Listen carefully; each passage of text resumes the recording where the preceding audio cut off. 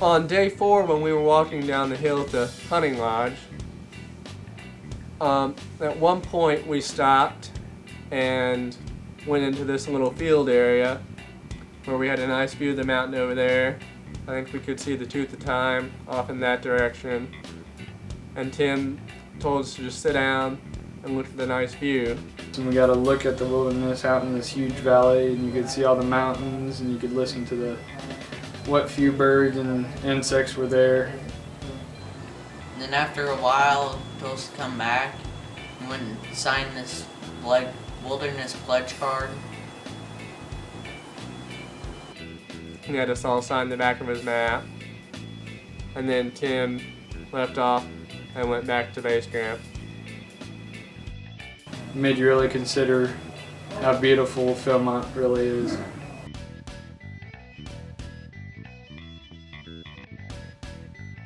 The walk down there, that was easy. Not really downhill, but steady downhill. And we got there, the hunting lodge was pretty interesting. Took a tour through there, learned some stuff about it. The hunting lodge was pretty neat, just being able to see an old place like that.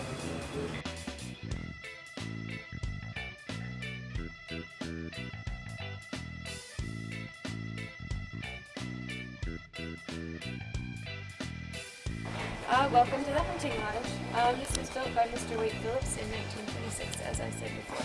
And so he was very practical in his designs, and one of the main things that he was looking for in his cabin was that it be completely bear-proof. So you'll see on the door here we have these scratches from a bear. They knocked out our window. That's these scratches a few years ago. We replaced the window, of course, but the bear did not get in because we have these nice door handles. So a bear will come up, try and claw, and it'll slip right through his claws like that. Whereas a normal door handle, a bear actually could get enough leverage to open it up and come in. But these door handles only work if the door is actually shut.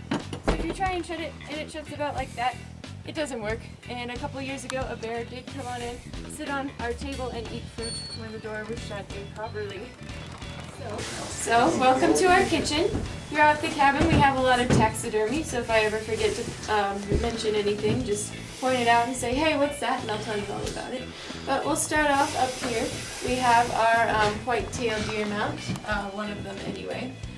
You can tell that it is a white-tailed deer as opposed to a mule deer by a few different differences.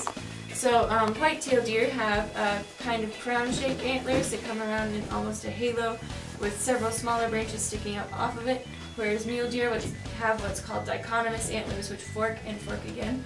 And we'll see those later in the cabin. But white-tailed deer also have a lighter coloring and smaller ears than mule deer, who have ears like mules. Over on this wall, we have a smallmouth bass. Did anyone pass by the Cito Reservoir? Yes. No? Yes? Well, if you're going towards Clark's Fork, pass through the demonstration forest, you'll see it. It's really beautiful down there. Anyways, Mr. Phillips originally attempted to stock the reservoir with smallmouth bass, but because of the altitude, they all died. There are still brown trout and rainbow trout in the reservoir, however. It is. It's a really big smallmouth bass, actually, unusually large. But right here behind you all, we have our special sink. It was designed for cleaning game and fish. So those two wooden sides, they slope downwards and are made of solid pieces of wood. So you could clean your game and fish, and all the blood would run right into the sink, make cleanup very easy. Right here in the middle of the room, we have our trusty table. It is original to the cabin, so 1926. And it's made of plywood, which was actually very fashionable for the 20s, being a new building material. Back in this corner, we have our wood-burning stove. It is functional. We use it to make biscuits for our evening program. So, on the bottom, the top left compartment is where you put your wood inside. You light it up. It heats our stove top, the oven, and the two warming boxes up top. And we actually, the first time we used it, it took about 4 hours to get it up to 150, the oven. And but last night we got it up to a whopping 450 degrees Fahrenheit. So really incredible. we did thorns, buds, and roses, and that was our cook's rose. So then right here we have our ice box. You can feel the walls. It's actually colder than the outside walls, as it was designed closest to the inside of the cabin for insulation. So we stock this with ice every week from Raton. We stack the shelves with it and keep all of our perishables in there. Now, this is our breezeway. It's called a breezeway because, of course, by opening doors here and here, we have a nice breeze coming through on a hot summer's day. Right here is our potbelly stove that is original to the cabin, sometimes called a Franklin stove, as it was invented by Mr. Benjamin Franklin. He did not take out a patent on his invention because he thought it was so important for everyone to have in their homes, and he wanted to keep the cost down. Still very affordable. So, open this up. Put wood inside, and heats the whole cabin, and even a pot of water on top. So, my favorite piece in the cabin is this oxen yoke chandelier.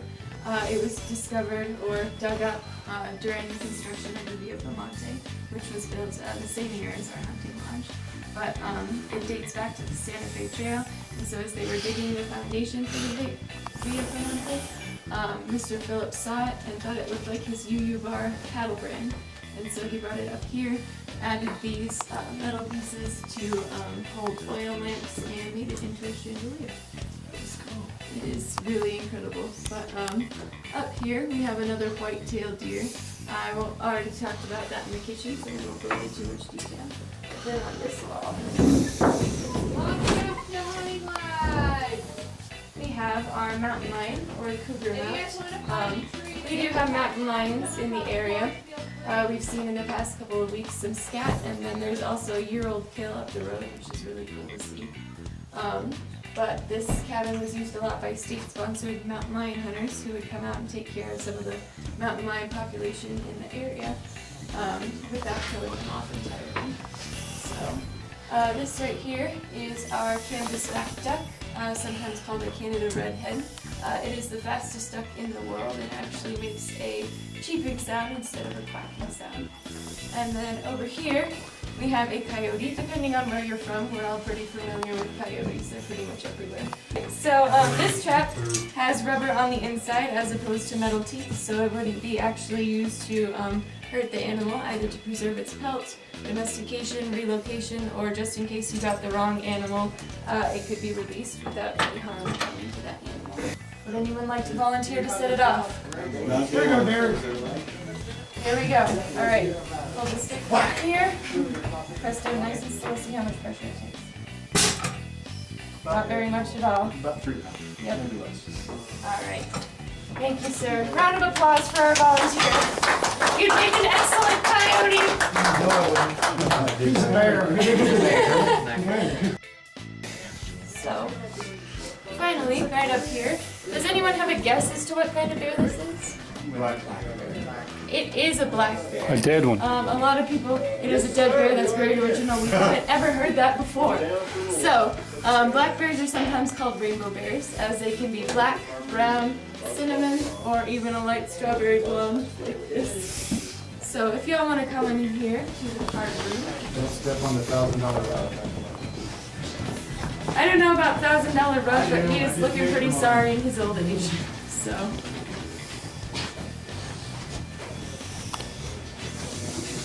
So, up here we have mule deer, so you can compare to the whitetail in the other room. So mule deer again have what's called dichotomous antlers, where they fork and fork again, instead of the halo crown shape. Also the larger ears and darker coloring gives the mule deer away.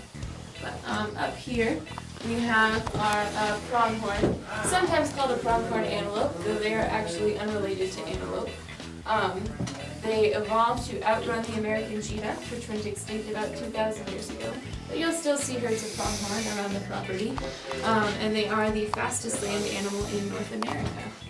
So over here on this wall, we have a pin-tailed duck. Its tail would have been longer like a pin, but it was killed fairly early in the season. And then our last mount of the room here is our javelina. It looks like a wild boar or hog, but is actually not closely related to either. It is native to North and Latin America, whereas wild boar were actually introduced from Europe as a game animal. But interesting thing about javelinas, they have very, very sharp teeth, and every time the animal bites down, they actually grind against each other and self-sharpen.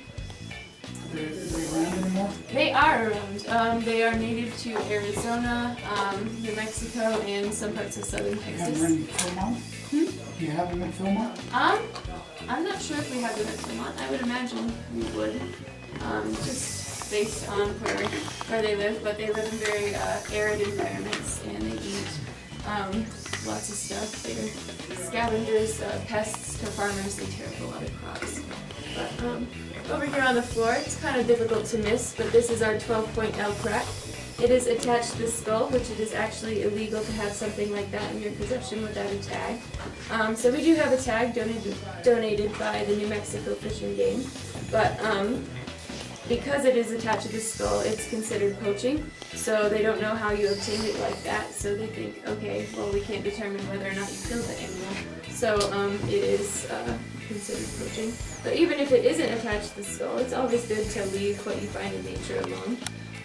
Of course, leave no trace, and then these actually serve as a really important source of calcium to a lot of small gnawing rodents.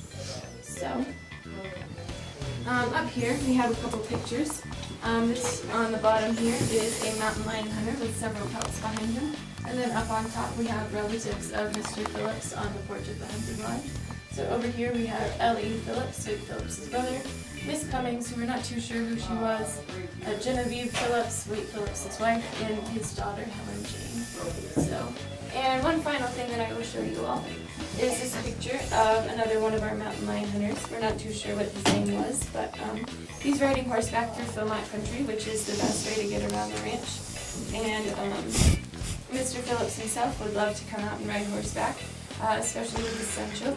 And one of the reasons that he wanted to donate the ranch to the Boy Scouts of America, is because he saw the effect that it had on his son to be out in an environment like this.